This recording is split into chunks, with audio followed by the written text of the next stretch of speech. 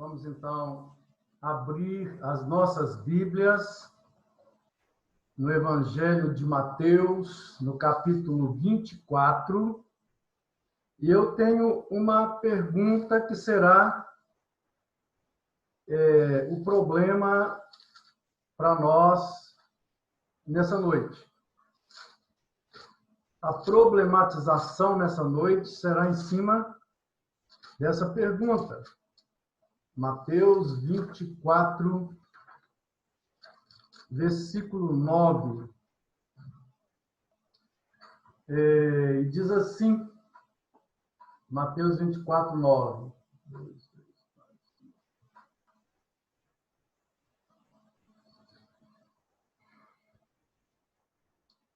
Então sereis atribulados e vos matarão. Sereis odiados de todas as nações por causa do meu nome. Essa frase, sereis odiados de todas as nações por causa do meu nome. Se você quiser participar, você tem aí, está livre aí para abrir o seu microfone, abra, pergunte ou participe com alguma colaboração, algum conhecimento que você tem do assunto. E após a sua participação, é só fechar o microfone para não dar eco, ok? Sereis odiados de todas as nações por causa do meu nome. E eu coloquei o título nesse estudo, eu transformei numa pergunta. Sereis odiados de todos? Pela história da igreja, essas palavras de Jesus, sereis odiados de todas as nações, sereis odiados de todas as nações, pelo conhecimento que eu tenho, a não ser que alguém que esteja participando tenha mais conhecimento aí que eu não fiquei sabendo e pode participar, né? Eu ainda não vi na história da igreja algum momento da história da igreja que todas as nações odiaram os seguidores de Jesus. Eu ainda não vi. Portanto, para mim, essas palavras de Jesus, elas se referem ao futuro. Deixa eu marcar bem aqui, gente, para não delongar muito o estudo. São 19h47. Eu acredito que às 20 horas, no máximo, 8h30, né? 45 minutos, termine aí o estudo bíblico. Então, eu não vi ainda um momento na história da igreja em que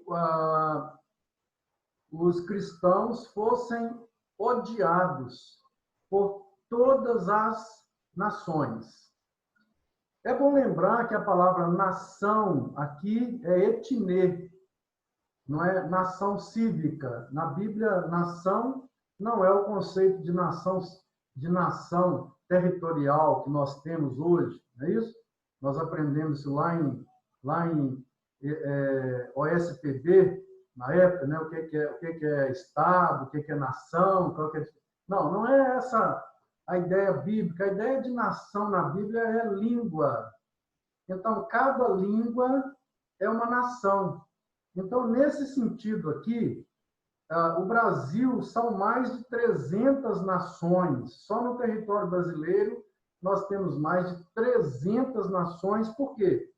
Porque nós temos mais de 300 línguas indígenas diferentes aqui em nosso país. Imagine que nós seremos odiados de todas as nações. É claro, Jesus não está falando aqui que nós seremos odiados individualmente por cada indivíduo de cada nação, não é isso. Mas ele está dizendo que esse ódio ele vai estar presente em todas as nações. Para mim, essas palavras ainda não aconteceram, né? Por mais que a igreja tenha sido perseguida, por mais que ela tenha sido odiada, mas não foram todas as nações do mundo que odiaram a igreja. Por exemplo, a perseguição romana, ela durou, né, do ano 68, quando Nero tocou fogo lá na parte pobre da cidade de Roma e culpou os cristãos. Ali começou a perseguição contra os cristãos dentro do Império, nas províncias do Império, e essa perseguição durou até 311, quando houve um édito de tolerância, no dia 30 de abril, entre os 3 imperadores, né, que era Constantino, Licínio, olha que interessante, Licínio, teve um imperador chamado Licínio, e Galério. Esses 3 imperadores assinaram um édito de tolerância, colocando um fim à perseguição da romana contra todas as religiões. A gente sempre ouve falar que é contra os cristãos, não, mas é contra todas as religiões. E, evidentemente, que os cristãos também gozaram desse édito de tolerância. Em 313, agora Licínio e Constantino, os 2 imperadores, firmaram o édito de Milão, em que se devolvia os bens que foram confiscados de todas as religiões, E no final do século IV, lá por volta de 390, 380, eu não estou aqui firmado na data, então houve um édito que transformou o cristianismo na religião oficial do Império. Isso foi lá pelo neto de Constantino, chamado Teodósio. Olha, a perseguição romana, do ano 68 até o ano 311, quando houve o édito lá de tolerância, né, entre os 3 imperadores, mesmo nessa época, não foi uma perseguição em que todas as nações odiaram os cristãos. E muita gente não odiava os cristãos naquela época. E não foi uma perseguição também contínua. Ela era esporádica. Algumas vezes, igual está na China agora, por exemplo, de vez em quando a China aperta a perseguição, depois afrouxa. Mas havia muitas outras nações naquela época, fora do Império Romano, que não odiavam os cristãos, que nem conheciam o cristianismo. Então, acredito que essas palavras aqui não se referiram às perseguições romanas, várias perseguições em vários tempos, não. Após o Império Romano ter se tornado cristão oficialmente, através do decreto lá de Teodósio, passou a ser religião oficial do Império Romano, aí realmente a igreja que passou a perseguir os dissidentes. E isso foi até o século XIX, com a Igreja Católica perseguindo. Durante a Idade Média, aquela história toda lá, então foi o contrário. A partir do século XX, evidentemente passou pela Reforma, as guerras religiosas, lá no século XVI, né? As guerras religiosas, o catolicismo perseguindo os protestantes. Até no século XX havia perseguição católica contra os protestantes, mas isso também não está cumprindo essa palavra de Jesus. Né? Sereis odiados de todas as nações por causa do meu nome, não é? No século XX surgem 2 movimentos grandes, de grandes proporções, que começam, então, a perseguir a igreja. Se nós olharmos um mapa aí das igrejas que estão em países muçulmanos, a gente vai ver que há, em muitos países muçulmanos, perseguições contra a igreja. Mas há outros países muçulmanos que a igreja vive com restrições, mas elas não têm perseguição rigorosa. Então, principalmente o Estado Islâmico é que tem uma perseguição brutal contra a igreja. Mas em outros países muçulmanos, por exemplo, Turquia, a igreja convive bem lá na Turquia. É uma perseguição, tem sim restrições. O islamismo é a religião oficial, mas a igreja convive lá com as restrições, com a perseguição não física, mas ela convive, ela não é odiada, né, pelas pessoas daquele país.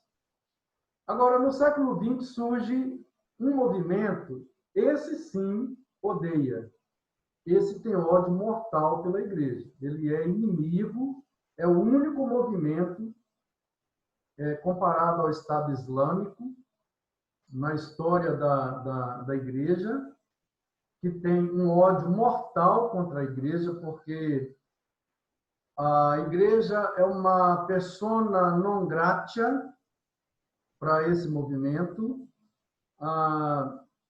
e a existência da igreja significa o fim desse movimento. Então, ele é inimigo da igreja, que é o comunismo, é o socialismo. Esse é inimigo da igreja. Então, a igreja, os países onde o comunismo reina, eles não conseguem frear a igreja, nunca vão conseguir. Quanto mais apertam, mais ela cresce. Mas há momentos de perseguições violentas, como tem acontecido, por exemplo, lá na China agora, perseguições violentas. Entretanto, é bom lembrar que nunca houve um ódio geral contra os cristãos, como esse aqui revelado nas palavras do Senhor Jesus, tá? Sereis odiados de todas as nações por causa do meu nome. Isso aqui é uma introdução, viu, gente? A gente está fazendo uma introdução para tentar mostrar que essas palavras elas se remetem ao futuro. Haverá um momento, uma conjuntura em que a igreja realmente será odiada. Esse ódio vai estar presente em todas as nações, não em todos os indivíduos, não, mas em todas as nações do mundo. E a grande pergunta que eu faço, é a seguinte. Aí agora eu vou jogar essa pergunta para os irmãos pensarem aí, tentarem nos ajudar. Aqui o Evander está aí com a gente? Eu vi o Evander entrando, eu não estou vendo não. Vamos lá então. A pergunta é a seguinte. Como pode todas as nações odiarem os seguidores de Jesus? Como pode acontecer isso? Será que isso não é uma hipérbole, não é um exagero? Era muito comum os judeus se expressarem em exageros, né? Por exemplo, os fariseus, quando Jesus entra em Jerusalém, né, lá através e começam a jogar folhas no chão e a dizerem Hosana, o filho de Davi, os sumos sacerdotes lá, os sacerdotes, eles falam, todo mundo vai atrás dele. Olha lá, todo mundo agora vai atrás dele. Todo mundo ali, aquele povo ali que estava seguindo, não é todo mundo. Então era comum ao judeu usar muito essa hipérbole, esse exagero. E a gente usa até hoje. Todo mundo está falando bem do pastor, né? Porque é muito difícil, impossível de acontecer, né? Todo mundo está falando mal do Flavinho, impossível de acontecer isso também, né? Então, esse todo mundo aí é um exagero de linguagem que a gente usa constantemente. Todo mundo gostou da torta da Nilzinha. Não, aí não é exagero, aí é verdade. Todo mundo realmente gostou da torta lá do Nilzinho. Mas quando Jesus fala que todas as nações vão nos odiar, eu, pessoalmente, não entendo que é um exagero. Eu não entendo.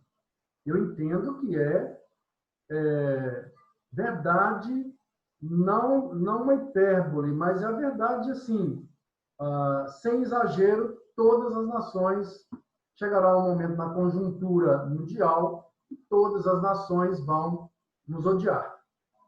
Ok? A pergunta é, como é que pode isso acontecer? Você já imaginou?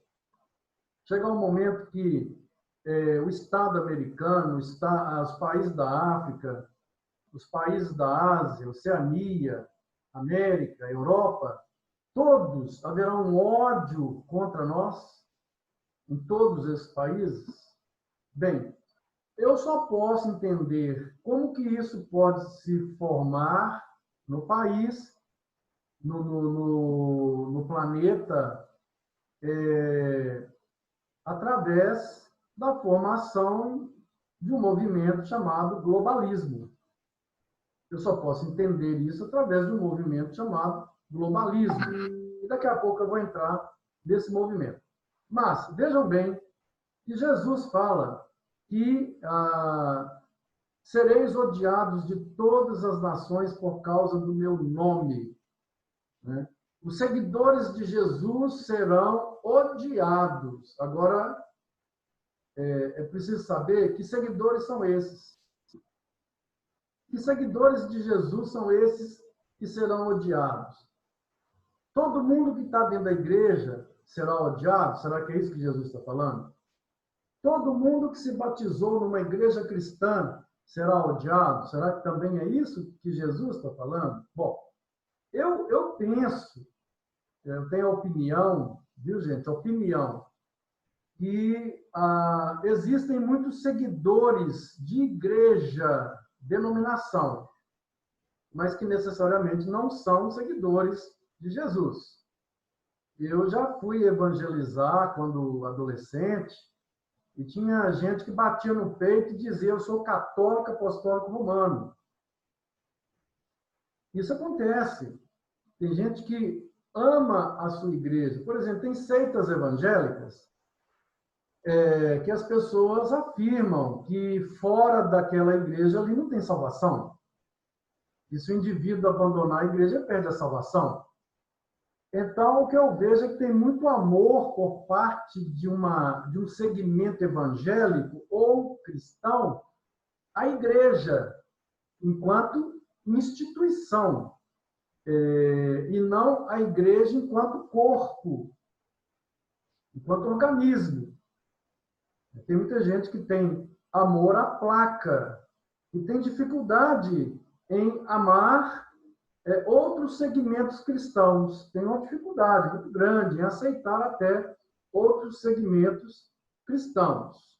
Por exemplo, lá em 1 Coríntios, no capítulo 3, versículo 4, talvez algo similar ao que a gente está falando aqui, não é a mesma coisa, não, mas Paulo fala assim, olha, quando, pois, alguém diz, eu sou de Paulo, e outro, eu de Apolo, não é evidente que andais segundo os homens?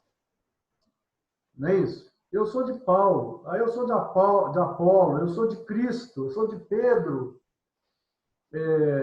São aqueles adeptos que amam uma determinada linha teológica ou uma determinada igreja, mas eu afirmo com toda boa consciência, nem sempre o amor à instituição ou a uma linha teológica significa que há um amor a Jesus ou ao reino. Eu posso amar uma linha teológica, eu posso amar uma determinada instituição e somente a ela, mas eu posso não amar a Jesus. É muito claro demonstrar isso. Quer ver eu demonstrar? Quer ver eu demonstrar isso aqui? Eu demonstro agora. O que prova o nosso amor a Jesus? A obediência. Não é isso? O nosso amor a Jesus é provado principalmente pela obediência. Nem todo que me diz Senhor, Senhor, entrará no reino dos céus, não é isso? Naquele dia muitos dirão Senhor, E aí eu poderia até enfeitar um pouco essa frase. Senhor, eu pertencia a tal igreja. Eu amei e defendi a minha igreja. Eu lutei. Eu criei muros para proteger a minha igreja. Eu era dessa linha teológica. Eu defendia essa linha teológica. Jesus está falando assim, nem todo que me diz Senhor, Senhor, entrará no reino dos céus. É claro que eu não estou pregando aqui, gente, que nós não devemos amar a nossa denominação. Não é isso. Eu estou dizendo aqui que o que Jesus está falando, todas as nações odiarão os seguidores dele. Então, nós podemos ver dentro da igreja cristã várias linhas de pessoas, várias fileiras de pessoas, e a gente vai encontrar essa fileira, que a denominação para ela é tudo. É tudo.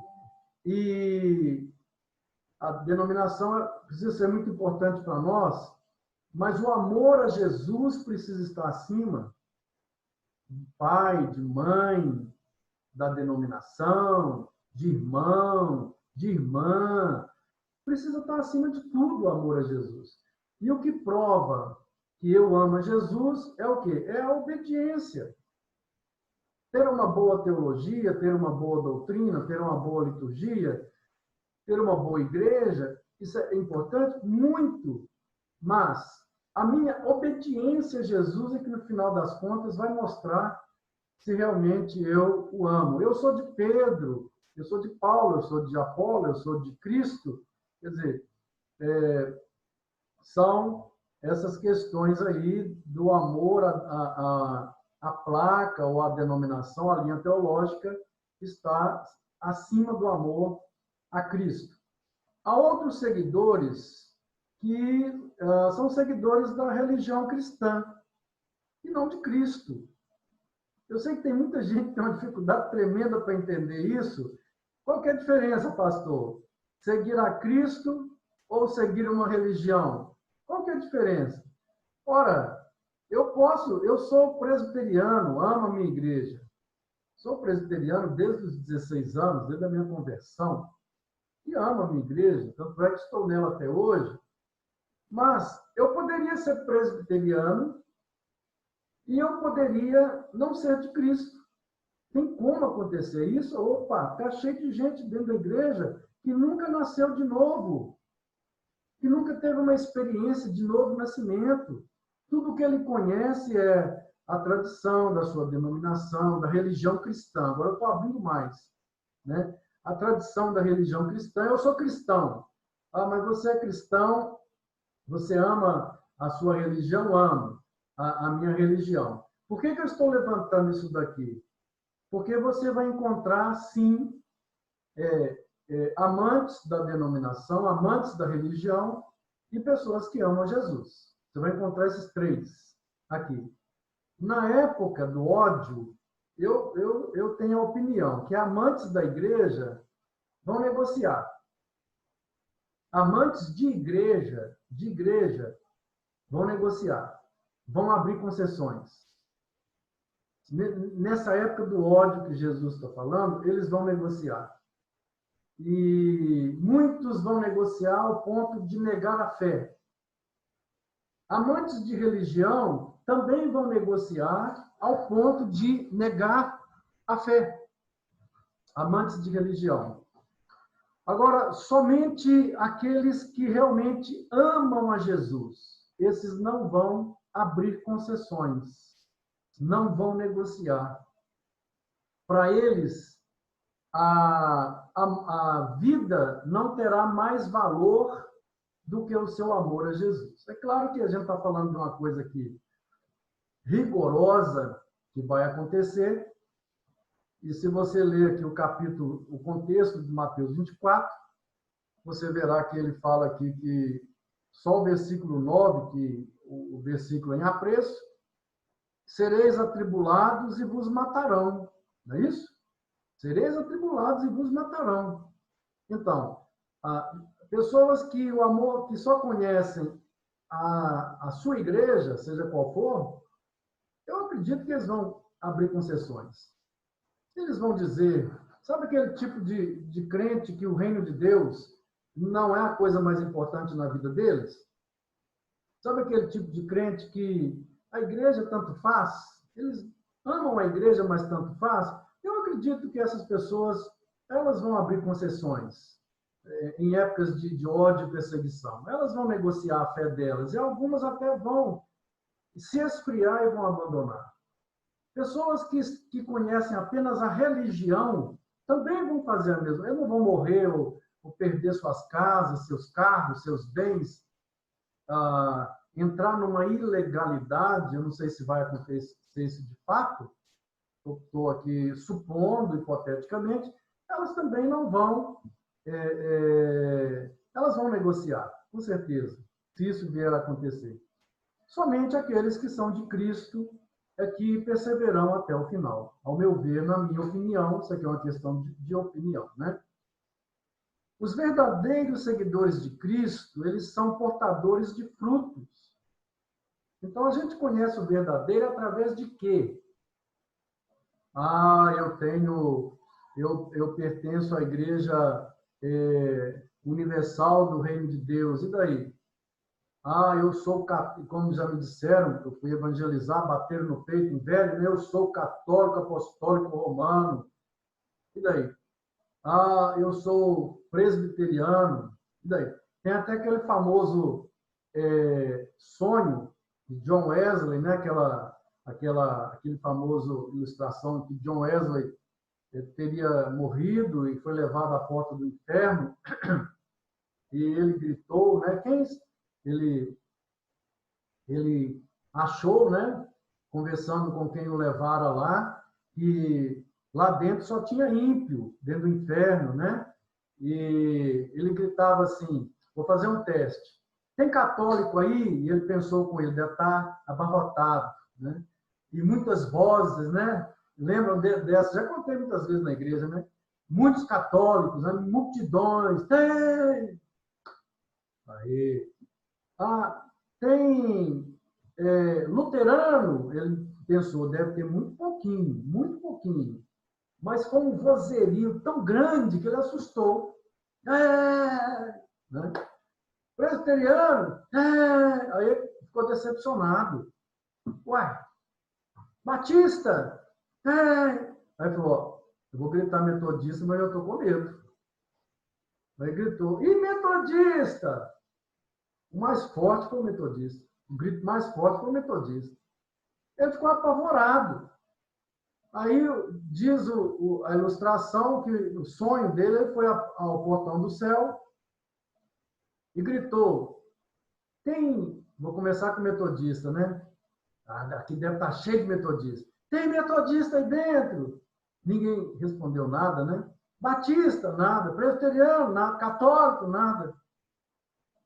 Mas quem é que entrou aí? O céu está vazio. Aí uma grande multidão, como a areia do mar, gritou. Aqui tem todos os que foram lavados pelo sangue do Senhor Jesus.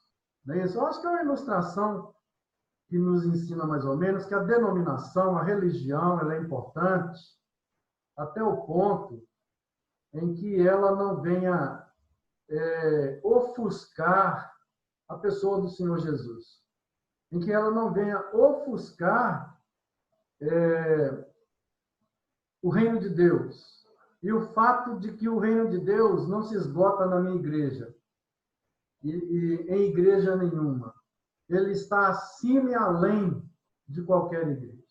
Isso não quer dizer que eu não deva amar a minha denominação. É claro que eu devo amar, cuidar, zelar por ela, para que ela continue dentro da Bíblia, tudo isso. Mas acima de tudo isso, com isso, e acima disso, o amor a Jesus, né? E o amor, eu estou dizendo aqui que a máxima expressão do meu amor por Jesus é a obediência. É a obediência a Ele. Ok. Os verdadeiros e seguidores de Jesus, que serão odiados, eles são portadores de frutos. Como é que eu conheço que alguém é de Jesus? É porque batizou? Oh, de jeito nenhum. Né? Mas são frutos. Lá em Mateus 7, 16 e 20, não precisa nem de abrir, porque a gente sabe de cor, diz que pelos frutos os conhecereis. É pelo fruto que se conhece a árvore. E que fruto é esse, gente? É exatamente o fruto que o Espírito de Deus produz. Você está vendo gente que ama Jesus e que o fruto do Espírito está saindo da vida dele? Então, significa que essa pessoa é do Senhor Jesus. Né? Outra característica dos seguidores de Jesus é a sã doutrina. Por incrível que pareça, né, tem gente que acha assim, mas a doutrina a sã doutrina. Quem lê as cartas de Paulo mais tardias, como Timóteo, carta de Paulo a Timóteo, Tessalonicenses, Paulo só fala em doutrina. Paulo quase que só fala em sã doutrina. E ele chama aqueles que estão pregando outras coisas de anticristos, falsos profetas, né? Então, a sã doutrina também mostra que alguém pertence e ama a Cristo.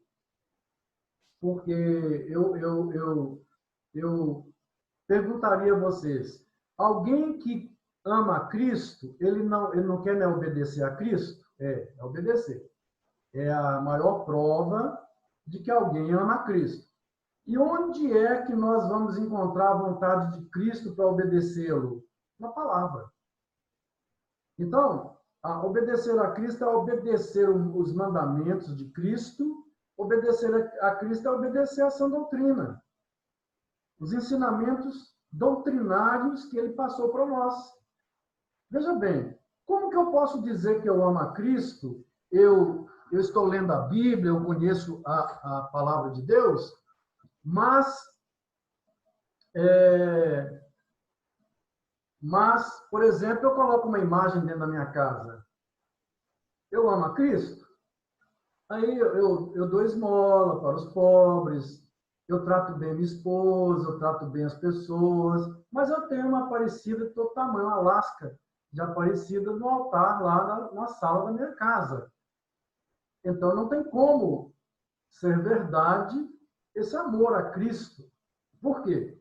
Porque a palavra de Cristo determina, o Velho Testamento e o Novo, que nós não devemos ser idólatras, não é isso? Então, a sã doutrina, ela é uma marca do verdadeiro seguidor de Cristo.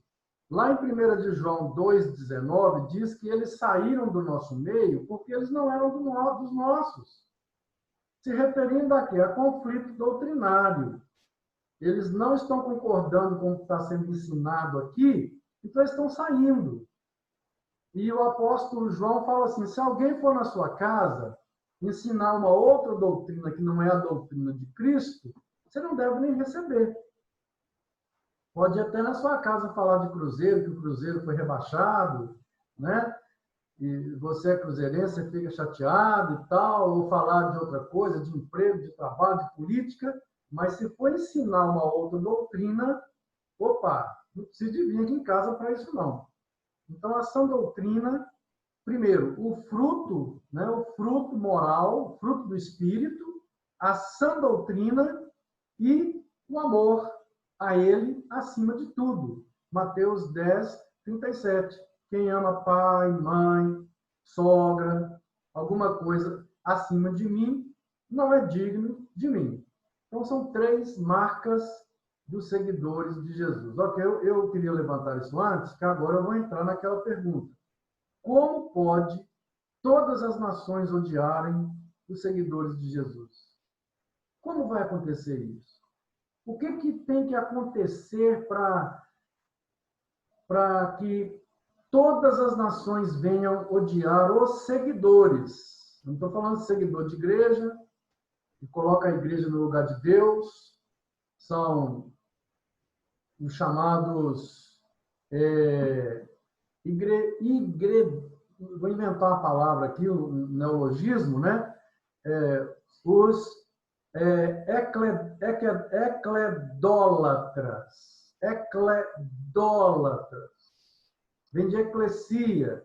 Ecledólatras. Que a igreja ela está no lugar de Deus. É um ídolo chamado igreja.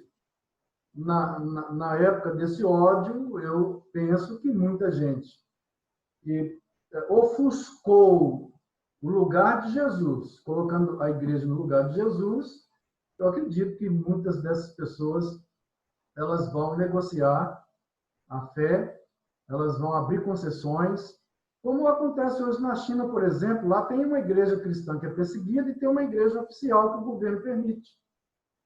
Agora, aquela igreja oficial, ela está debaixo da análise do governo, ela só pode pregar o que o governo quer, ela é comunista, os dirigentes são comunistas, ela não pode ensinar nada que vai despertar a pessoa para a liberdade. Enfim, eu acredito que a igreja, esse tipo de igreja sempre colaboradora, sempre vai existir em qualquer movimento. Nós estamos aqui com acho que o João Paulo, deixa eu ver quem mandou aqui. A primeira que é João Paulo, né? Falou assim: hoje tem os que são a vergonha do Evangelho, outros têm vergonha do Evangelho e, por fim, devemos ser como Paulo, não me envergonhe do Evangelho, porque é o poder de Deus para a salvação. Em Romanos, Paulo fala em Romanos 1,16, exatamente. Muito bom, Paulo. João, Sabrina colocou: infelizmente seremos odiados porque muitos pregam ódio, muitos pregam a sua igreja, ela que salva e diminui a Deus. Muitos usam a palavra para ganhar coisas, dinheiro, por exemplo, são chamados pedra de tropeço. Bem lembrado, hoje o evangelicalismo no Brasil é muito odiado por causa dessas igrejas que estão da teologia da prosperidade. Bem lembrado, sabe? Tem muita gente chamando pastor de ladrão por causa dessas igrejas. A gente que é pastor que sofre, né? Por causa disso. Dileuza, dá um cafezinho para o Zuza aí, que ele está quase caindo no seu ombro aí, viu? O Zuza. O olho dele está fechando ali, ó. Está dormindo. Ele está fazendo com a mão assim. Fala, João. Pastor. Ah. Nossa, eu tive um probleminha no olho esses dias, que está lacrimejando demais. Eu acho que é alergia. Mas, ô Dileuza, passa minâncora. Minâncora, viu? É bom. Você quer acabar comigo, hein? Olha o João, como é que tá rindo? Olha lá como é que o João tá rindo. Pois bem, vamos para o finalzinho do estudo agora. Vamos engatar aqui a quinta, né? Para soltar esse carro. O carro está meio preso, né? Vamos engatar a quinta aqui, ó. Pois bem, eu só conheço um cenário que pode explicar essas palavras de Jesus, que eu possa entender um ódio globalizado contra os cristãos. Só há um cenário para mim. Eu sei que a Sabrina levantou uma questão aí muito interessante, o ódio aos pastores por causa dessas igrejas que seguem a teologia da prosperidade. Realmente tem muita gente com nojo de igreja, com nojo de pastor, principalmente, né, por causa disso. Agora, eu não vejo que ainda é esse momento das palavras de Jesus. Eu só posso entender uma conjuntura que realmente a gente venha ver essas coisas acontecerem, uma conjuntura de globalização. Globalização. Ou globalismo. Aqui a gente vai entrar num campo de opiniões, tá certo? De hipóteses, porque a coisa não aconteceu, mas hoje, para mim, isso não é mais campo de teoria da conspiração, não. A coisa já está ficando muito... Há indícios muito fortes, mostrando, embora ainda nós vamos andar agora no campo das hipóteses, das conjunturas e no campo das opiniões, tá certo? Eu só entendo que o mundo inteiro possa nos odiar. Quando eu falo nos, eu estou me referindo a todos os que são verdadeiros seguidores de Jesus. E para ficar muito claro aqui, né, para não haver nenhum tipo de confusão, o fato de eu amar a minha igreja não quer dizer que eu não amo Jesus. Eu amo a minha igreja, eu amo Jesus. Às vezes as duas coisas até podem confundir. Porque se eu amo a sã doutrina, eu amo o Senhor. Tá certo? Mas tem muita gente que põe, eu acabei de falar da eclelatria, ou ecledolatria. Ecledolatria. Que a igreja está no lugar de Jesus. Isso acontece demais, demais. Ou a religião, aqui eu abri mais, a religião cristã está no lugar de Jesus. É uma percepção deformada da fé, esse tipo de percepção. Eu preciso ter um encontro pessoal com Jesus na minha vida, um encontro que gere um novo nascimento, a minha conversão. Aí eu vou amar a minha igreja como deve ser amada e vou amar o Senhor Jesus como deve ser amado. Eu vou encerrar isso e vou passar para a conjuntura agora em que esse quadro dessas palavras de Jesus vão se cumprir. Evidentemente que eu não vi na história da igreja em nenhum momento, por mais ferozes que fossem as perseguições, um momento em que todas as nações odiassem os cristãos. Não vi isso na história. Então, isso é para o futuro. Vamos lá. Somente um cenário pode explicar isso. Algum contexto globalista que possa culpar os cristãos de algo sério.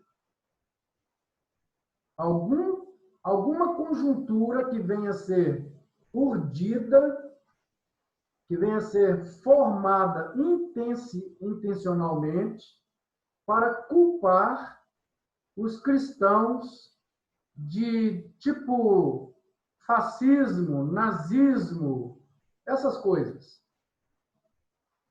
A nível de globalismo. Quando eu falo de globalismo, eu estou pressupondo aqui uma federação de países com um governo mundial. Eu estou pressupondo isso, tá, gente? Um governo mundial. Ah, pastor, mas isso aí é da teoria da conspiração. Não, isso já está sendo falado às claras na ONU, da necessidade de transformar o mundo numa federação de países que tenha um governo mundial. Isso já está claro. Isso antigamente era teoria da conspiração, muitos exagerando demais para um lado, outros, né? Mas agora algumas coisas já estão sendo claramente colocadas na mesa. Até já estão falando da necessidade de uma constituição do planeta Terra. Está claro isso daí já. Eu mandei um documentário há pouco tempo para todos os meus amigos no WhatsApp. Eu baixei um documentário, foi feito em Portugal, a respeito da China. Claramente, tudo documentado. Filmes, vídeos sobre as intenções do governo chinês, do comunismo. Eu, sinceramente, não sei se o globalismo ao qual eu me refiro, se é o comunismo. Eu não posso afirmar, eu não tenho convicção para afirmar isso. Mas eu sei que há pretensões de se criar uma conjuntura de globalismo, isso aí está claro, está muito claro. Então, só uma conjuntura globalista que crie algum tipo de situação que venha culpar os cristãos por algo muito sério e começar a despertar em todo o mundo uma certa antipatia e rejeição pela fé cristã. Se houver algum tipo de conjuntura que se pareça com isso, aí eu poderei entender as palavras do Senhor Jesus. Sereis odiados de todas as nações por causa do meu nome. Em segundo lugar, eu estive pensando algum contexto global de fake news contra os cristãos. E hoje é fácil você fazer um movimento de fake news a nível global e venha atribuir à fé cristã não somente algo sério que os cristãos tenham feito. E olha que interessante, gente, eu vou colocar 3 pontinhos aqui, abrir um parênteses. No ano de 68, o imperador Nero colocou fogo lá nas favelas de Roma e colocou a culpa em quem? Foi um fake news. Colocou a culpa nos cristãos. E todas as autoridades sabiam que era mentira. Os senadores sabiam que era mentira. Os governadores de província sabiam que era mentira. Mas o povo, grande parte do povo acreditou. Tanto acreditou que quando os cristãos eram levados para as arenas lotavam de romanos com ódio terrível contra os cristãos. Então, manobrar o povo é fácil e sempre foi fácil. Por exemplo, por que Hitler teve o apoio de pelo menos 95% da Alemanha para implantar o nazismo? Por que ele teve apoio? Na época não tinha internet, mas tinha rádio. Todos os dias, mais ou menos 5h30, 6 horas da tarde, Hitler fazia um discurso numa rede de rádios da Alemanha. E isso todo dia. Chegou no momento que o cérebro do pessoal já tinha passado por um grau de lavagem cerebral tão grande, mas tão grande. É o que eles fazem hoje, por exemplo, com os meninos de 17 anos que chegam nas universidades e eles vão a conta-gotas falando, 1 ano, 2 anos, 3 anos, 4 anos. Quando chega no 3º, 4º ano, o menino já está completamente convencido que aquilo ali é a verdade. Eu não estou generalizando, viu, gente? Mas no caso lá de Roma, de Nero, no caso lá da Alemanha, de Hitler, foi o que aconteceu. Muitos pastores, muitos padres apoiaram Hitler. Havia dentro das igrejas evangélicas um movimento hitleriano, nazista hitleriano, mocidades das igrejas luteranas. Agora, houve pastores luteranos e outros mais que foram padres que se levantaram contra, foram para campos de concentração, morreram em campos de concentração. Então, o que eu estou dizendo é o seguinte: fake news, se Nero conseguiu convencer grande parte da população romana, e foram os cristãos que colocaram fogo em Roma, se Hitler conseguiu convencer grande parte dos alemães que os judeus eram uma praga e uma pedra no sapato da Alemanha, traidores da pátria. Então, imagine hoje com a net, imagine hoje com a rede de internet, como é fácil fazer algo que venha convencer o mundo de que os cristãos sejam realmente uma pedra, um perigo para a sociedade, para o desenvolvimento, para a sobrevivência da humanidade. O tempo aqui já esgotou, então eu quero concluir em 5 minutos. Já esgotou aqui, são 8h30. Nós vamos concluir em 5 minutinhos, tá bom? Então, eu só posso entender que essas palavras de Jesus vão se cumprir no mundo, num globalismo. Tá? Num globalismo. em que os cristãos sejam culpados de alguma coisa séria, ao ponto de serem colocados fora da lei. Qual a ferramenta para fazer isso? Fake news, através da internet. Algum contexto espiritual de extremo ódio a Deus. Extremo ódio a Deus. Então, a gente pode ver um levante de Satanás nas regiões celestiais, com um movimento de extremo ódio a Deus. Aí sim ele vai usar ideologias, globalismo, líderes, e etc, etc. E nós já estamos vendo alguma coisa parecida aí, hein, gente? Ou não? Será que eu estou enganado? Será que o que eu estou falando aqui é alguma coisa de outro mundo? Você nunca viu? O que é isso, pastor? De onde o senhor está vendo? O senhor está vendo lá de Marte? Da Lua? Lá de outra galáxia? Eu acho que não. A gente está vendo alguma coisa similar por aí afora, né? Vai, vem, etc. Algumas lições, para a gente terminar, então. Algumas lições. Primeiro, há somente um quadro profético que possa explicar esse globalismo, que é a era do anticristo. Se você me perguntar quando vai ser isso, eu vou te dizer o seguinte, olha, eu não sei exatamente quando vai ser a era do anticristo, mas eu penso que está muito próxima, muito próxima, essa era do globalismo e do aparecimento de um governo mundial. E Jesus falou o seguinte, quando vocês virem essas coisas acontecendo, que coisas? O anticristo aparecendo, a perseguição, a grande tribulação, então levantai as vossas cabeças, porque a vossa redenção está próxima.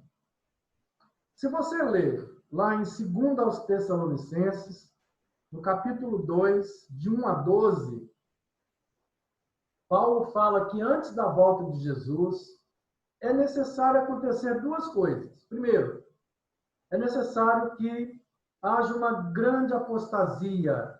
Olha aí, uma grande apostasia. O que é a apostasia?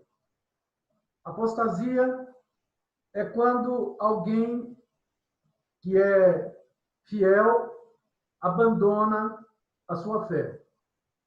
E Jesus falou isso daqui nos evangelhos. Muitos abandonarão a fé. Aí é que eu volto. Olha, os ecledólatras, eu acredito que vão abandonar a fé. E os que colocam a religião, né?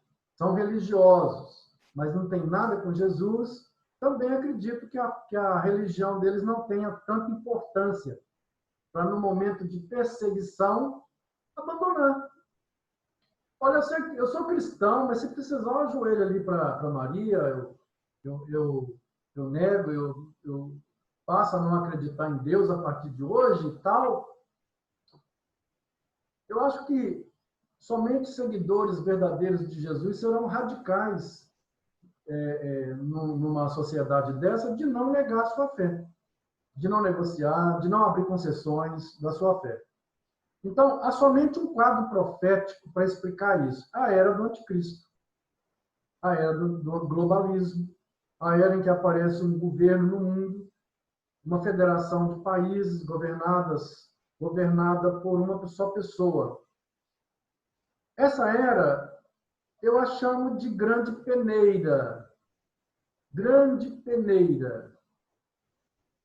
Porque nessa época vai se separar o joio do trigo. Vai se separar os peixes ruins dos peixes bons. Estão lembrados da parábola? Da grande rede? Não é isso que Jesus fala? Nessa época se mostrará a face da verdadeira e da falsa igreja. É nessa época. Essa verdadeira igreja é que vai ser odiada. Não é a igreja cristã. Não é a totalidade da igreja cristã. Esse grupo de homens e mulheres que amam a Jesus, que não vão abrir mão, nem diante da morte, que serão conservadores no que diz respeito a palavra de Deus, esses aí é que serão odiados de todas as nações, inclusive, se você ler aqui o capítulo 24, você vai ver que haverá pais que entregarão seus filhos, haverá filhos que trairão seus pais, não é isso? Pais trairão filhos, filhos trairão irmãos. Isso é dentro da igreja. Então, dentro da grande igreja, formada de joio e de trigo, o joio vai trair o trigo. O trigo vai ser odiado. O trigo vai ser odiado. E o joio vai começar a entregar o trigo. Como pessoas radicais, como pessoas, vamos dizer, pessoas fanáticas, como pessoas que levam tudo a ferro e fogo. Então, é só nesse tipo de sociedade que eu posso entender Mateus 24, versículo 9. Sereis odiados de todas as nações por causa do meu nome. Aí fica a lição para nós, né? Nós realmente estamos prontos para sermos odiados por causa do nome do Senhor Jesus. Agora, nós chegamos ao final e vamos dar a oportunidade, se você quiser falar alguma coisa, ou perguntar, né, ou alguma contribuição, você tem a palavra e nós vamos fechar. Essa videoconferência ela foi gravada, tá, gente? Ela foi gravada porque eu vou mandar para o YouTube. Quem não participou vai poder, então, ver no YouTube lá essa videoconferência, tá bom? Se alguém quiser falar, só abrir aí o seu microfone, você mesmo pode abrir e pode perguntar ou falar aí o que você quiser com referência ao estudo. Pastor, na verdade, pastor, isso já está acontecendo, né? Porque a gente já está sendo perseguido em muitos segmentos, né? Tem pessoas que fazem alguns testes em algumas empresas. Se as pessoas que contratam ficarem sabendo que eles são crentes, que eles são evangélicos, eles discriminam. Até dentro da própria casa, a gente está sendo discriminado, né? Aí não pode pregar a palavra mais para os irmãos da gente, porque já chama a gente de fanático. Então, é isso mesmo.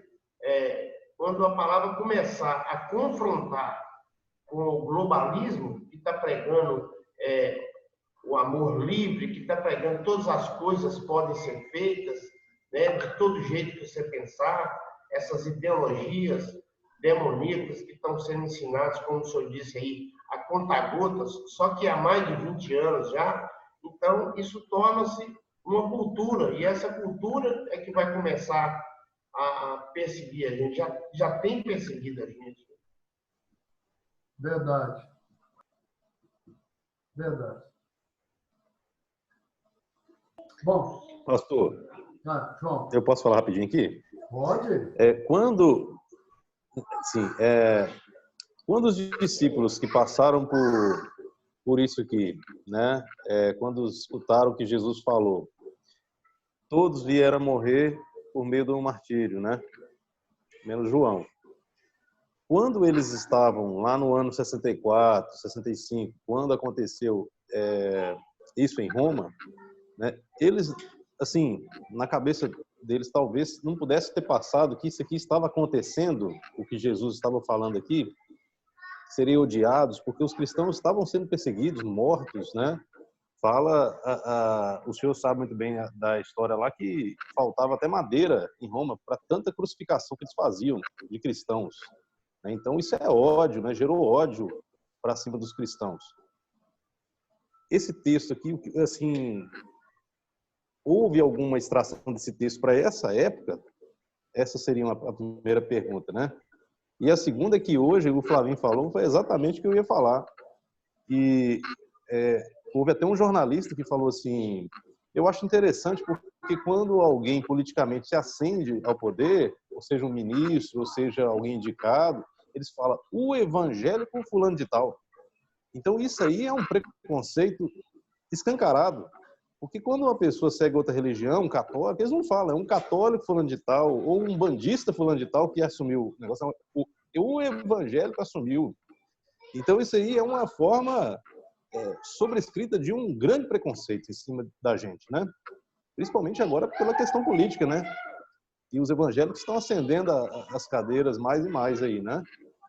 Queria que o senhor falasse um pouco sobre essa questão, primeiro, do texto, referente a essa cassação, em 64, né? E depois dessa questão hoje que nós temos, né? Que o Flavinho até abordou aí.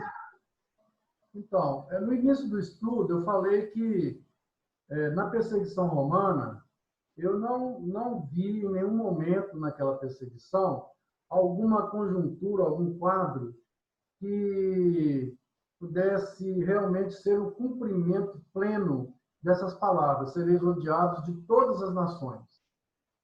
Né? Eles foram odiados, sim, mas nas cercanias do Império Romano. Havia outras nações conhecidas além do Império Romano, então as palavras de todas as nações não se cumprem nesse sentido aí, ok? Então eu posso ver que essas palavras elas dizem respeito a um futuro, elas não estão lá no passado. Embora tenha havido várias perseguições aí contra a igreja em várias partes. E no século XX, comunismo e islamismo são os maiores inimigos da igreja cristã.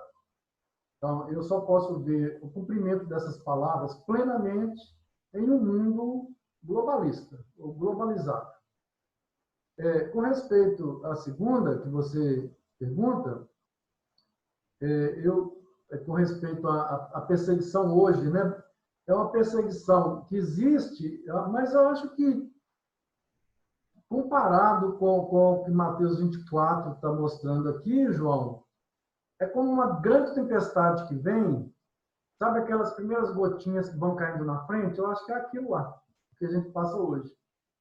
Né? É um grande furacão que vem, mas aí começa um ventinho a chegar e a bater, é aquele ventinho que está chegando, batendo. Ainda não é o grande furacão. Beleza? Está respondido ou será que eu não entendi direito? Beleza pura?